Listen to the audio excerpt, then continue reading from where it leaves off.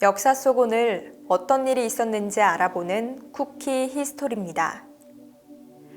1919년의 오늘, 일본 도쿄에서는 조선 유학생들의 은밀하지만 민첩한 발걸음이 이어졌습니다. 일본에서 유학 중이던 최파룡과 윤창석, 김도연, 이광수 등 자그마치 600여 명의 조선인 유학생들이 한자리에 모였습니다. 1차 세계대전 종전 직후였던 당시 전후 처리를 위해 열린 파리 강화회의에서 미국의 윌슨 대통령이 제창한 민족 자결주의, 한 민족이 다른 민족이나 국가의 간섭을 받지 않고 자신의 정치적 운명을 스스로 결정할 수 있어야 한다. 이 발언에 감명을 받은 조선청년독립단은 1919년 2월 8일 조선 기독교 청년회관에서 한국 유학생 대회를 열고 최파룡이 대표로 나가 선언서를 낭독합니다. 이후 만장일치로 일본 의회에 청원서를 제출하려고 했지만 학생들의 움직임을 알아챈 일제 경찰들이 진작에 그들을 감시하고 있는 상황이었습니다. 결국 청원서를 제출하지 못한 채 주동자들을 비롯한 8명이 기소됩니다. 적의 심장부에 있었던 어린 학생들의 결단과 행동의 불씨는 이렇게 꺼지는 듯 싶었습니다. 그러나 학생들의 이야기가 국내에 전파됐고 그들이 발표한 독립선언서가 국내로 밀반입되면서 3.1운동을 일으킨 불씨 중 하나로 피어오르게 됩니다. 역사 속 오늘 어떤 일이 있었는지 알아보는 쿠키 히스토리입니다. 대한민국 국보인 숭례문, 조선시대 한양 도성의 남쪽에 건립돼 남대문으로도 불리는 숭례문은 우리나라에서 가장 먼저 국보로 지정돼 국보 제1호로서 서울의 상징이기도 합니다. 그러나 2008년 2월 10일 오후 8시 40분경 숭례문 2층에서 흰 연기와 함께 불이 피어오르기 시작합니다. 소방차 32대와 소방관 128명이 동원돼 화재를 진압하려 했으나 불씨는 쉽사리 사그라들지 않았습니다. 결국 자정을 넘긴 11일 밤 12시 25분쯤 2층 누각 전체가 불에 휩싸였고 곧 붕괴되고 맙니다. 1층으로 옮겨붙은 불씨는 결국 숭례문을 받치고 있던 기본 뼈대와 석반만 남긴 채 소실됐습니다. 그리고 체포된 방화범은 당시 70세의 한 노인이었습니다. 택지 개발에 따른 본인 소유의 토지 보상액에 불만을 가진 그는 일부러 상징적인 의미가 있는 숭례문에 불을 질렀던 겁니다. 과거 같은 이유로 창경궁에도 불을 지르며 상습적으로 개인의 감정을 문화재에 표출했던 그는 대통령에게 하소연해도 들어주지 않는다며 본인의 범행을 타인과 사회의 탓으로 돌리고 인명피해가 없었으니 문화재는 복원하면 된다는 발언으로 국민의 공분을 샀습니다. 이후 숭례문은 전통 방식으로 복원 과정에 들어갔고 여러 논란과 순탄치 않은 과정을 거쳐 다시 국민의 사랑을 받는 국보 숭례문으로 서울의 남쪽을 지키고 있습니다. 역사 속 오늘 어떤 일이 있었는지 알아보는 쿠키 히스토리입니다. 1950년 10월, 때는 중국 인민지원군이 한국 전쟁에 개입하면서 국군과 유엔군의 전세가 기울어가던 시기였습니다. 일사후퇴와 장진호 전투 등으로 기세가 약해진 유엔군은 평택과 원주, 삼척선에서 전열을 재정비하고 1951년 2월 반격에 들어갑니다. 대한민국을 포기하라는 트루먼 대통령을 설득해 개시한 썬더볼트 작전에서 유엔군은 용인을 빠르게 수복하고 떨어진 군사들의 사기를 되찾았습니다. 유엔군이 한강을 회복하고 다시 새로운 작전을 개시하려고 하자 위기를 느낀 중공군은 경기도 양평군에 위치한 지평리로 대규모 공격을 감행합니다. 엄청난 수의 군인으로 인해 전술을 펼치는 중공군에게 다시 밀리게 된 국군과 미군. 그리고 1951년 2월 13일 중공군은 최후의 요충지를 확보하고자 지평리에 남은 미군 24면대를 섬멸하기 위해 공격을 개시합니다. 밤이 되자 공격 개시를 알리기 위해 울려 퍼지는 중공군의 나팔 소리. 중공군이 밀물처럼 밀려오기 시작합니다. 수의 열세로 꼼짝없이 패배할 위기에 놓인 연합군이었지만 그곳에는 프랑스 대대가 있었습니다. 대대를 직접 지휘하기 위해 스스로 계급을 낮춰 프랑스 군대를 이끌었던 랄프 몽클라르 장군을 중심으로 백병전을 개시한 프랑스군은 총검 돌격으로 중공군의 막강한 인해 전술을 저지합니다. 결국 공격 개시 4일 만에 중공군은 전면 퇴각했고 연합군은 중공군 개입 이후 처음으로 대승을 거두게 됩니다. 이로써 사기를 회복한 연합군은 1951년 3월 14일 한반도의 심장 서울을 되찾았습니다. 역사 속 오늘 어떤 일이 있었는지 알아보는 쿠키 히스토리입니다. 우리나라를 대표하는 항공사 대한항공의 전신이 무엇인 줄 아시나요? 바로 대한국민항공사입니다. 1948년 순수 민간 자본으로 설립된 대한국민항공사가 보유하고 있던 창랑호는 대한민국 제3대 국무총리였던 장택상의 호를 따서 붙인 이름입니다. 1958년 2월 16일 대한민국 항공 역사상 최초의 항공기 공중 납치 사건이 발생합니다. 사건의 전말은 이렇습니다. 당시 미국인 기장을 포함한 34명을 태운 여의도행 창랑호가 부산 수영 비행장에서 이륙합니다. 오전 11시 30분에 이륙한 비행기는 약 1시간이 지난 12시 40분경 평택상공에서 탑승객으로 위장하고 있던 난파공작원 5명에게 납치당합니다. 말 그대로 공중 납치를 한 공작원 일당은 군인이었던 승객 2명을 둔기로 쳐 실신시키고 총기로 조종사를 위협해 비행기를 북한으로 향하게 합니다.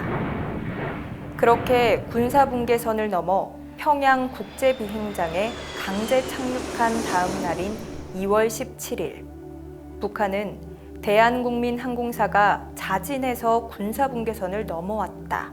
즉 의거월북했다고 언론에 발표합니다.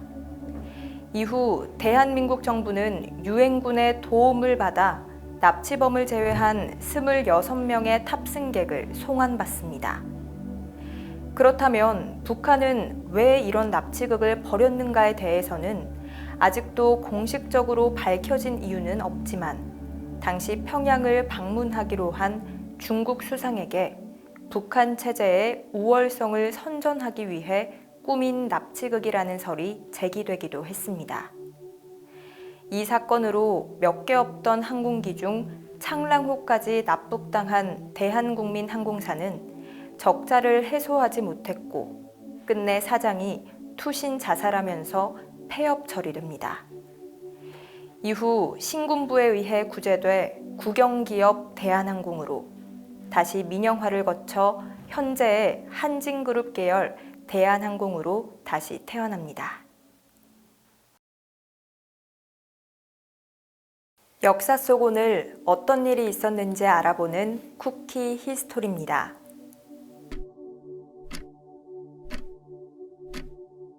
2003년 2월 18일 역사 속 오늘은 대한민국 철도 역사상 최대의 인명피해를 낸 대구 지하철 화재 참사가 일어난 날입니다. 비단 국내뿐 아니라 세계 3대 지하철 사고 중 하나로 기록된 대구 지하철 참사는 신변을 비관한 한 남자에 의해 시작됩니다. 사건 당일 오전 9시 30분경 우울증을 앓고 있던 50대 남성이 세상을 비관하며 라이터와 휘발유를 들고 대구 지하철 1079호 열차에 올랐습니다. 열차에 탑승해 라이터를 만지작거리는 남자를 발견하고 왜 자꾸 불을 켜려고 하느냐며 맞은편 승객이 나무랐지만 결국 남자는 불을 켜고 말았습니다. 라이터에서 피어오른 불꽃은 남자가 가지고 있던 휘발유와 옷에 옮겨 붙었고 빠르게 번져나갔습니다. 다행히 불이 붙는 시점에서 1079호는 중앙로역에 도착해 문이 열렸고 많은 승객이 무사히 대피할 수 있었습니다. 문제는 뒤이어 들어오던 1080호였죠. 종합사령실은 영무원에게 화재 사실을 보고받았지만 화재 규모를 자세히 몰랐던 사령실에서는 들어오는 1080호 열차에 진입 금지가 아닌 조심히 운전에 들어가라는 지시를 내렸습니다.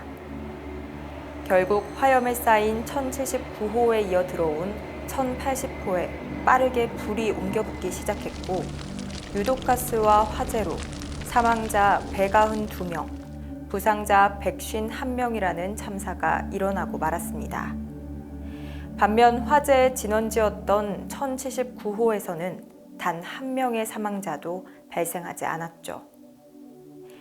사고를 막을 수 있었던 골든타임이 많이 있었기에 더욱 안타깝지만 반복되지 말아야 할 비극에 경종을 울렸고 이후 많은 안전 시스템이 개선됐습니다. 현재까지도 전 세계 지하철 사고 사망자 수 2위를 기록하고 있는 대구 지하철 화재 참사. 어쩌면 20여 년이 지난 현재를 살아가고 있는 우리 모두 수많은 희생에 빚을 지고 있는 건 아닐까요?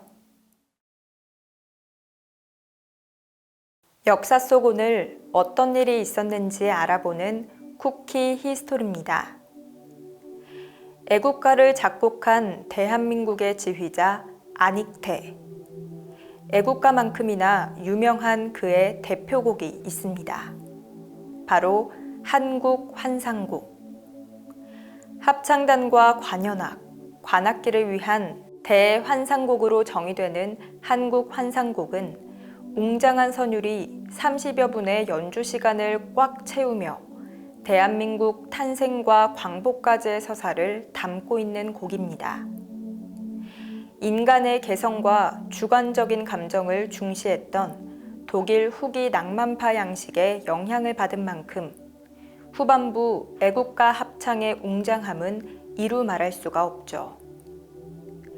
1936년 독일 베를린에서 작곡됐다는 의견과 1937년 미국에서 작곡됐다는 의견 등 작곡 시점에 대한 역사적 사실은 분명하지 않지만 1938년의 오늘 2월 20일에 아일랜드 더블린에서 초연을 했다는 사실만큼은 분명하게 전해지고 있습니다. 이후 일본과 미국, 남미 등 해외에서 연주되면서 자연스럽게 외국 합창단이 애국가의 가사를 그대로 노래하게 되자 한국 음악의 국제 선양이라는 선례를 남깁니다. 국내에선 이승만 대통령의 생일을 기념하기 위한 음악회에서 첫 연주를 한 이후 작곡가 안익태의 여러 행정 문제로 연주가 거의 이루어지지 않고 있습니다. 음악과 안익태, 나아가 예술 그 자체와 예술인의 도덕성에 대해 우리는 어떤 시선으로 바라봐야 할지 다시금 생각하게 되는 날입니다. 역사 속 오늘 어떤 일이 있었는지 알아보는 쿠키 히스토리입니다. 1904년 2월 23일은 사실상 대한제국에 대한 일본의 침탈이 시작된 조약이 체결된 날입니다. 일본이 본격적인 한반도 식민지화 작업을 시작하게 한 조약, 바로 한일 의정서입니다. 1904년 2월 28일 발발한 러일 전쟁에서 중립을 주장하는 대한제국을 세력권에 넣기 위해 일제는 인천항을 공격해 러시아 함선을 침몰시키고 서울에 들어옵니다. 사실상 일본군이 서울을 점령하고 있는 상황에서 당시 일본 공사였던 하야시는 한일 의정서 체결을 강압하기 시작합니다. 현재 국방부 장관에 해당하는 군부 대신 이용익, 육군 참장 이학균 등이 반의를 주장하며 한일 의정서 체결을 반대했지만 일제는 그들을 납치해 일본으로 압송하거나 감시하는 등 강도 높게 억압했습니다. 끝내 일제의 뇌물을 받고 매수된 외부 대신 이지용과 일본 공사 하야시 곤스케는 한일 의정서를 체결하고 맙니다. 그리고 이 의정서는 일본이 대한제국의 안전을 지킨다는 명목으로 한국의 영토를 자유롭게 사용할 수 있다는 좋은 명분을 제공했습니다. 이후 일본은 장기적인 한국 침략의 발판이 된 한일 의정서를 내세워 제1차 한일 협약을 체결하고 독도까지 강제로 편입하는 시마네현 고시 제40호를 선포합니다.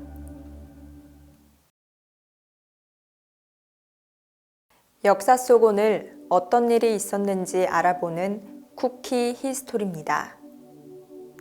강화도 조약으로도 잘 알려진 조일 수호 조약. 1876년 2월 27일은 조선이 외국과 맺은 최초의 근대적 조약이자 불평등 조약인 조일 수호 조약을 맺은 날입니다. 강제 개항과 동시에 치외법권과 해안 측량권 등을 일방적으로 허용할 수밖에 없었던 불평등 조약은 한 사건으로부터 시작됩니다. 흥선대원군의 통상수교 거부 정책으로 조선의 문호 개방에 난항을 겪던 일본은 흥선대원군이 권력에서 물러나자 기회를 노립니다. 1875년 9월 일본 정부는 군함 운요호와 다른 한 척을 부산항에 정박시켜 함포 시위를 하는 한편 해로 측량을 빌미로 조선 정부의 동태를 살피다 조선 수비대와 전투를 벌입니다. 그리고 다음 해인 1876년 일본은 전투 중 조선의 운요호 포격에 대한 배상격으로 다시 개항을 요구합니다. 이에 조선은 여러 정세와 군사적 상황을 고려해 일본과 조약을 맺고 문호를 개방하기로 합니다. 치외법권 등 근대 국제법을 토대로 맺은 최초의 근대적 조약이지만 조선 양국의 무제한 유출 허용, 일본 수출입 상품에 대한 무관세 등 일본에 절대적으로 유리한 조항들을 걸러내지 못해 불평등 조약을 맺고 맙니다. 이로써 일본은 서구 제국주의 열강의 간섭 없이 조선을 독점 지배할 수 있게 됐고 제국주의 열강 대열의 후발주자가 돼 대륙 침략의 기틀을 마련합니다. 역사 속 오늘 어떤 일이 있었는지 알아보는 쿠키 히스토리입니다. 3.15 대선을 얼마 앞둔 1960년 2월의 어느 날 경상북도 대구 시내의 학교 선생들이 학생들에게 모두 같은 이야기를 합니다. 바로 2월 28일 일요일에 등교하라는 것. 왜 일요일에 등교해야 하는지 이유를 묻는 학생들에게 임시시험, 극장 관람 등 급하게 위조된 듯한 이유를 들며 일요일 등교를 강요합니다. 그러나 학생들은 알고 있었습니다. 2월 28일 일요일은 대구 지역민들의 반감을 사고 있는 자유당의 장면 후보가 대구로 선거 유세를 하러 오는 날이었습니다. 대구 학생들이 유세장에 몰려 언론에 주목받는 것을 피하고자 자유당 정부가 대구 시내 고등학교에 지시한 것이었죠. 이를 알아챈 대구 시내 8개 고등학교의 학생들은 이에 순응하지 않고 경북고 학생부 위원장 이대우의 선언문 낭독을 시작으로 자유당의 독재와 불의에 항거한 시위를 벌입니다. 교사들의 만류에도 불구하고 학교를 뛰쳐나가 당시 경상북도청이 있었던 경상 가명공원에서 시위하던 학생들 1,200여 명 중 120여 명이 경찰에 체포됩니다. 경상북도지사와 치안국장 등은 학생들이 북한에 이용당하고 있다며 종북몰이를 시도했지만 구타당하는 학생들을 보고 시민들이 되려 경찰을 뜯어말리는 등 학생들의 편에 섰습니다. 당시까지만 해도 대학생과 어른들은 생계와 앞날을 위해 민주화 운동에 소극적이었던 시절. 대구 학생들의 228 학생 민주일거는 4.19 혁명이 일어나는데 큰 영향을 끼쳤으며 한국 민주화 운동의 시발점으로 평가받으며 국가기념일로 지정됩니다.